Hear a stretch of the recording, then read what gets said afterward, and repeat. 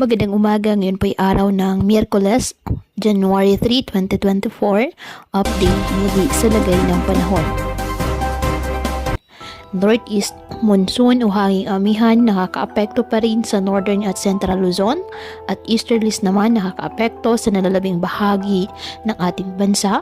Ayon po sa Pag-asa, walang bagyo o low pressure area na minomonitor sa loob ng ating PAR na maaaring makaapekto sa lagay ng ating panahon.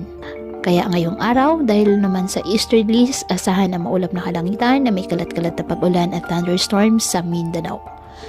Ang Cagayan Valley at Apayao apektado po ng northeast monsoon o amihan, kaya asahan din ang maulap na kalangitan na may mga pag-ulan. Ang Metro Manila, Ilocos Region, Central Luzon, Calabarzon at nalalabing bahagi ng Cordillera Administrative Region, asahan ang bahagyang maulap hanggang sa maulap na kalangitan with isolated light rains dahil po sa amihan.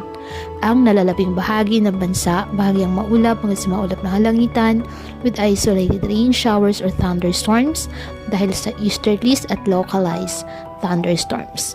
Kaya patuloy po na pinag-iingat ang ating mga kababayan sa banta ng mga pagbaha at pagguho ng lupa at ugaliin na magdala palagi ng payong o kahit anumang panangga sa ulan sa tuwing lalabas ng ating mga tahanan.